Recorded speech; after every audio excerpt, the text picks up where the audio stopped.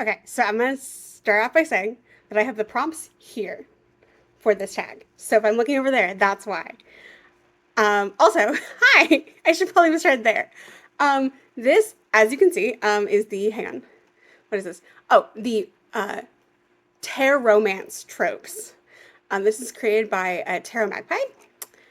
Um, I am so excited about this. I think I saw that this was happening first in the Weavers member channel. And then Garden Goddess Terathea posted a video and I just watched it.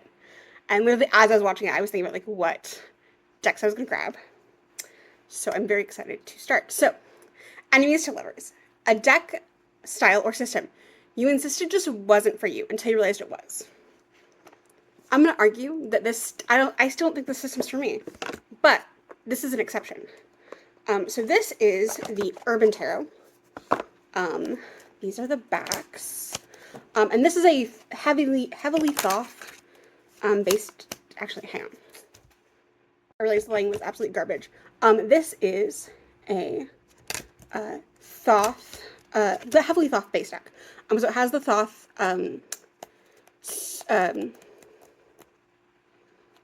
keywords, and it also has, oh my gosh, wow. Sorry, I had to stop so that my brain can remember the word quartz. It just wasn't there. It has the tiles for the quartz, same as the Thoth. So, but then weirdly enough, like it doesn't have strength of this deck. So it's a little bit of a mix of RWS and, sorry, let's see if we can push some of that out of the way so I can, but yeah, I never thought that I would have a Thoth inspired deck. I just decided that wasn't for me. And then Dawn, this is Dawn's Dawn Michelle, old copy. And it was one of those things where I was like, well, I get paid on Thursday. Because I think she posted the video on like Tuesday. And I was like, well, I get paid on Thursday. If she still has it on Thursday, then it's meant to be. If not, whatever. And she did. So now it's mine. So thank you, Dawn, for that. But yeah, so I would not have expected would not have ever expected to have a Thoth deck, but here we are. Okay, so next is Friends to Lovers, a deck that you used to like well enough, and then when reading, deepen or change your relationship with it. I took this slightly in a weird way. I always knew that I was going to like this deck because this is the Marvel Tarot, and I always knew I was going to like this deck because it's Marvel, and like, I am a comic book girly, and have been since like my childhood. So these are the backs. But when I tell you that this is the smartest fandom deck that I have ever owned, and I own a crap ton of fandom decks. Not a crap. I own a decent number of fandom decks. I mean it. Like, you would not think, just by looking at this, that this makes sense. But then you go in the guidebook, and it explains exactly why it picks this Infinity Stone. Actually, hang on. Okay.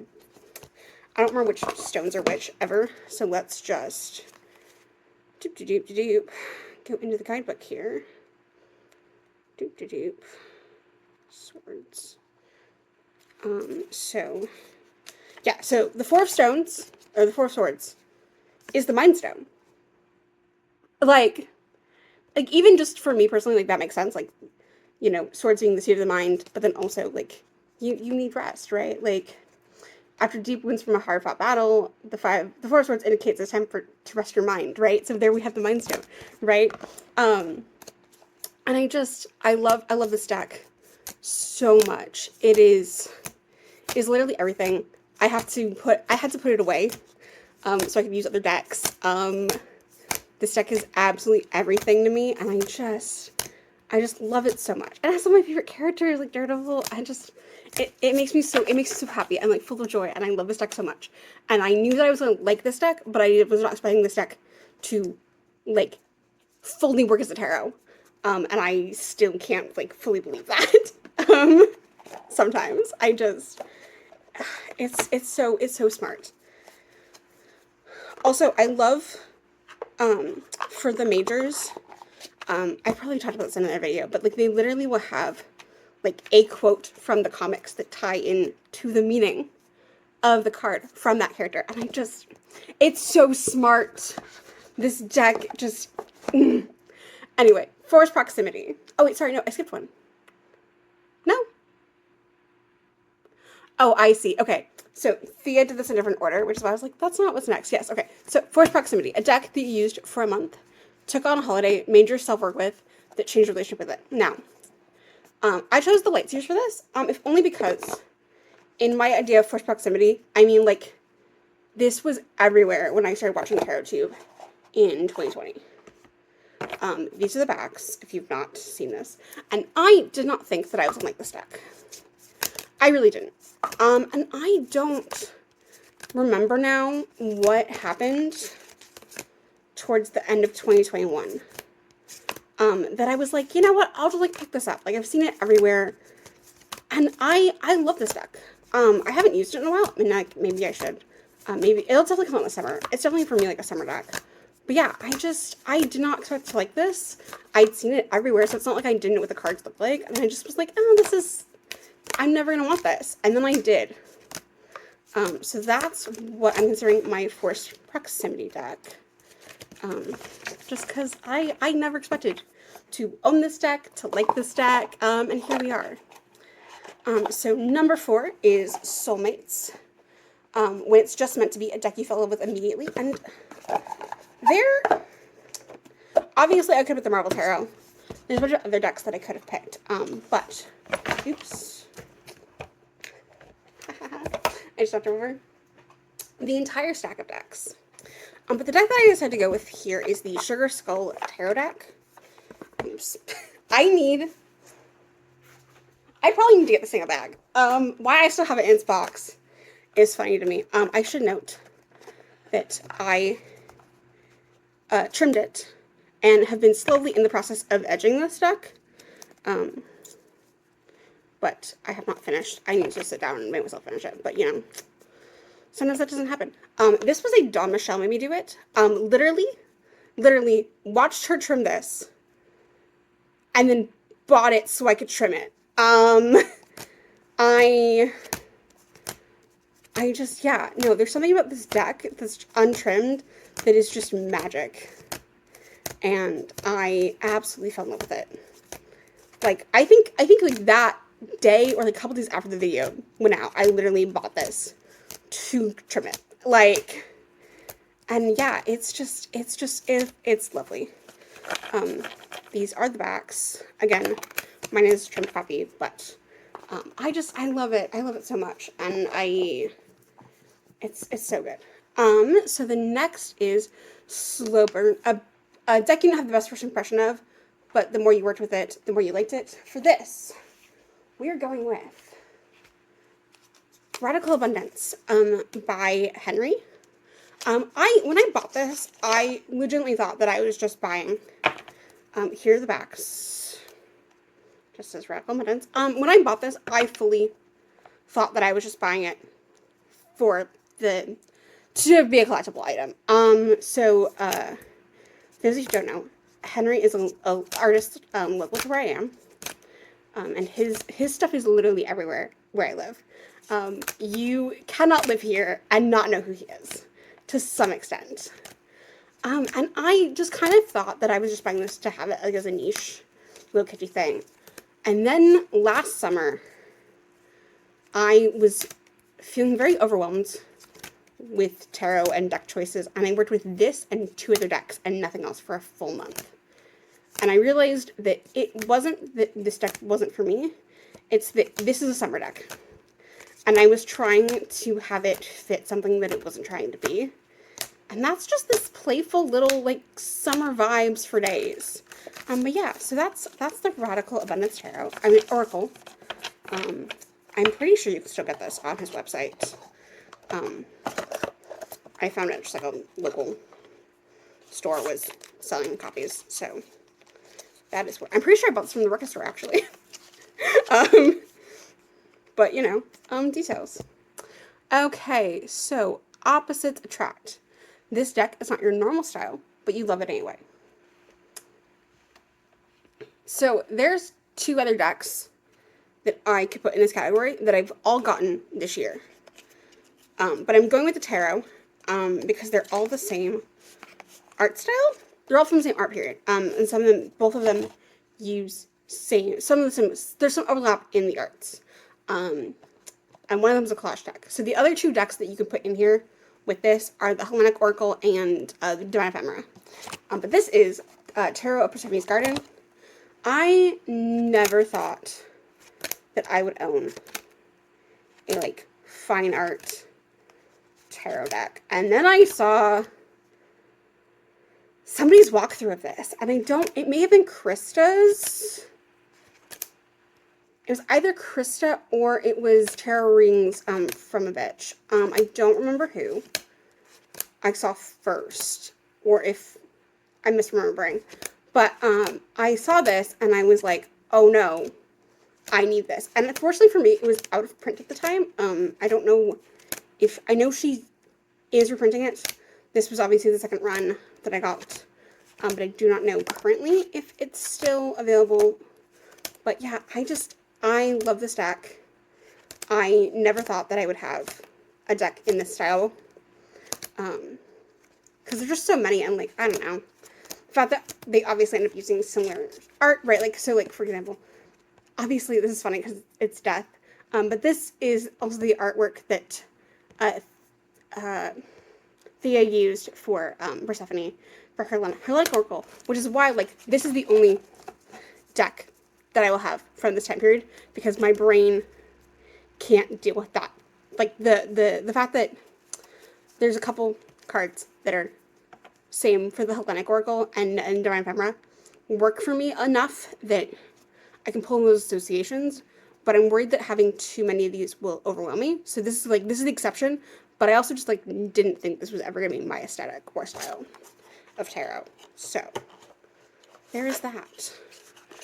Next is Blind Date, an impulse buy, a gift or deck that you got without much research, but ended up really loving. And that is, without question, the only deck I've ever, okay, probably not the only deck at this point, but one of the few decks that I've ever bought without watching a walkthrough first. And this is the Golden Lyre Tarot. These are the backs. You can't tell, but it is a gradient. Yeah, this also could have worked for the last prompt too, because I don't have a whole lot of collage decks, especially not modern collage. But I have this, and I don't know. I don't pull it out often, but, like, I definitely pull it out more in the spring, summer, because of the color palette. But yeah, there's just something about it that I just really find gorgeous. And like I said, I literally bought it purely based on, like, the box. And I really enjoy it. Even if it's not, like, the most deep tarot deck in the world, it's pretty. And sometimes you just need that. So the next is Second Chance, a deck you plan to get rid of that works its way back into rotation. When I tell you that I've had this deck since 2020 and have been on the fence about it since 2020, and yet I still own it. This is the Anne Strokes Gothic Tarot. This is a Fournier deck. So if you're familiar with their size, it is quite, hang on, I'll see. So this is the, actually, you know what? I think the Golden Lyre is slightly not quite tarot sized, so, or, like, slightly bigger than tarot size. So here's the, Tarot Persephone's Garden. And then this is the Gothic Tarot. So you can see it's much slimmer. Like, it's just a little shrunk down. So these are the backs, which I'm, like, not the biggest fan of because of the text, but, like, whatever. This deck is just so ridiculous. It's pips as well, which at the time I still am not comfortable reading pips, but the time that I bought this, I was like, oh no, this is not going to work for me at all. Hence why I've tried to get rid of it. But also, like, it's also very clear to me that, like, they just kind of took her art and just kind of slapped it on here. Like, how is this Knight of Cups in any way, shape, or form? Right? Like, I don't know. I mean, this is Temperance, like, kind of makes sense a little bit. You know, the dragon being the fool. This is a cool Knight of Swords, you know. I love that the cups are vampires. You know, but like, I don't know. It's a very weird deck. I was gonna see if I could try to find one more atrocious examples of this deck not making sense to me. Or like, to me just being very clearly like, they just pulled from... I feel like there was a very like atrocious example that I'm now not finding, but you know, whatever. Oh yeah, both the star and the moon are unicorns, but this is the moon, and then the star is just like a different unicorn. Like, it's very weird. It's a very weird deck, and I just, every year I think that I'm gonna like work with it more, and then I do like maybe a little bit, but not really, because I always think like, oh, in the Halloween, and then I barely use it, and it's still, I still have it. Like, it makes no sense. It's still here, and at this point, I think I'm just stuck with it. So that is my second chance deck. Unrequited Love. I could have picked another deck for this, and I'll talk about it as well, because they're both in a similar vein. So, this is one of two oracles that I have by Sacha Barrington that I, like, never use. Like, ever. To my fact that I love them. 2 bits. I think they're so cool. But I just... So, this is the Magic Neko. And can we please talk... Okay, so it's the Magic Neko Tarot. Can we please talk about this Peggy bag that I got that's, like, these little cats? It's a perfect match. So, I did edge this. You can't... It's a little hard to tell, but it is multicolored. These are the backs. And it's just a playing card oracle. So you can just use it as like regular playing cards, right? But it has keywords. Like here. So, for example, like... Oh, they also have like titles. So, the 3 of Clubs is S'more. And it's the perfect amount of char. Is like the like key phrase. Then you've got like like the 2 of Diamonds is Crystal, and it's self-directed motion cool hats, or sorry, catalyst. Then you've got 7 of Diamonds is yoga, balance, self-compassion / forgiveness, right? Like, but there's nothing in the card, like there's nothing on the card, so you can still use them as playing cards. But then like, I don't know what to do with them. I've talked for years about like writing on the cards. Maybe what I'll do is I'll do what Dawn did with the oh gosh.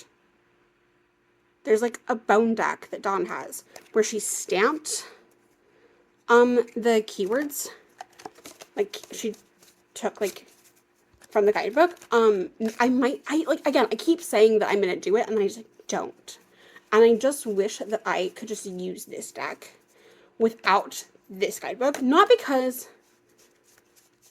like, oh, I don't want to use the guidebook. It's more that like, I like having, a lot of the times, even if I have to go to the guidebook, I at least have kind of an idea of what the cards are telling me, and I just like don't with these, even though I love them. And I have another one by her that's Space Girls, that's also a very similar, like, I find them frustrating to use because I look at the card and I just kind of get nothing intuitively. So yeah, it's a little bit frustrating, but I still have them. Still have them both. So the next is Love Triangle. 2 decks that are in competition with each other in a collection, or a pair of decks used always together. I decided to do 2 decks that are in competition, but like Thea, I did pick 2. originally these were not the ones that I thought of, but I realized that actually these made more sense. So we'll also, this first pairing, honestly, we'll see how this. So the first one is Modern Witches Tarot. I've had this for literally ever. This only comes out in June. It has sort of unofficially to me become like my like little Pride Month deck. I don't know what to tell you about that. I think it's because the color is just like screams summer to me, and like somehow sort of the modern interpretation of the RWS just screams queer to me. I don't know. I'm bisexual, but this is where this is really slotted in me. It only comes out once a year, in June, and then I just kind of like put it away. And like I'm fine with that. But the thing is it's my only, up until very recently, it is my only very clear like RWS clone. Right? I consider this largely a Rider-Waite-Smith clone. There's a couple decks that I have that are like very RWS inspired, but like not a clone. And this is the other clone deck that I have. But it's also a fandom deck. And that is, oh wait, hang on. Why do I have, oh, it's just these two, okay. And that is the X-Men Tarot. This little guy, because he's a little guy here. So the Modern Witch is your standard tarot. And then, actually, it's probably closer to a Fournay deck. Hang on, let me pull back out. Actually, I don't even think it is. I think it might be a little bit weirder of a size than the Fournay decks. Okay, so this is the Fournay deck. And then this is, yeah, so it's actually a little bit, you can't tell. It's, hang on, I'll flip it this way. So you can see it's a little bit shorter and a little bit wider than a Fournay deck. But this is also an RWS clone, sort of done in Pam and Cole art, like sort of the Pam and Cole and Smith art, right? But it's X-Men. And I have not really read with this. I think I've tried like once or twice, but I haven't like sat down with it for a full month. But it's so amazing. And I don't know that it's necessarily gonna replace my, I don't think that it's going to replace my copy of Modern Witch, because Modern Witch fits a very specific like niche in my practice, right? It has its spot, and I'm okay with it just only coming out during June, right? But like, if I'm gonna pick, like, if I could only keep one of my RWS clones, I'm picking this. Like, luckily no one's forcing me to, but like, if I had to pick an RWS clone to keep, there is no question for me that it would be this one, because it makes me so happy, because it's a thing that I have loved since I was a very small child. And Bishop is Justice, like, look at Rogue and the strength. You know, it's so fun. And look, the Lovers and then the Angels of Phoenix. I love it so much. Anyway, I don't know. So, for those of you who might be wondering about this deck, it is, the creator is, Xmen_Tarot on Instagram. I don't know if he's currently selling copies of this one. He has some other fandom decks that they're all RWS clones. But definitely check him out. He's very cool, and he's local. And I don't know if I've made this video. There's a video I've wanted to make for a while about like local to me deck creators, because I have a handful. And I don't remember if I've made that video or not. But yeah. So again, I don't think that they're like in direct competition, because I think that Modern Witch does something very specific in my practice, which is just sort of being like this deck that feels very much like Pride Month to me. But they are my RWS clones.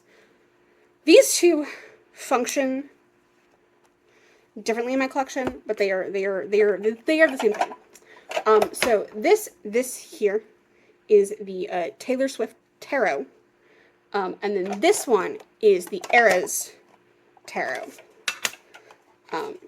So again, these are both very different. So this is the backs of the eras, and then this is the back of the Taylor Swift. So I'll show off this one first because I bought this one first. This one is very much more an illustrated. Occasionally you'll get some quotes, but it's sort of a mix of the two. I do love that the era that's a reference to is the color for the borders. But yeah, this is a deck I've had for a very long time. And I love sort of the, like,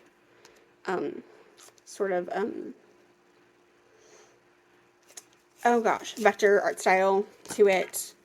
I love that, like, it's very recognizable, like, and just full of so many, like, absolutely iconic things, even if sometimes, you know, the quote's really what's happening here, right? Like, it depends, right? We've got, you know, 9 of Wands being honey arrows are from the dead, I do it all the time, right? Like, it's a fun deck. And again, these only feel very similar because they're both the same fandom, but this one's obviously more of a illustrated style. I also don't know if she's still even selling this one. I don't know. Actually, I don't know the situation about either of these decks, to be honest. Sorry, I had to back out of the frame because I was sitting on my leg and it was starting to fall asleep. And this is the eras. This is the eras tarot. Again, the background color is the era. And it's just a pip deck with lyrics. So for the 8 of Cups, I wish it wasn't 4 a.m. standing in a mirror saying to myself, you know you had to do it. I know the bravest thing I ever did was run. For the Page of Wands, everybody here wanted something more. Searching for a sound we hadn't heard before, and it said, welcome to New York. It's been waiting for you. Welcome to New York.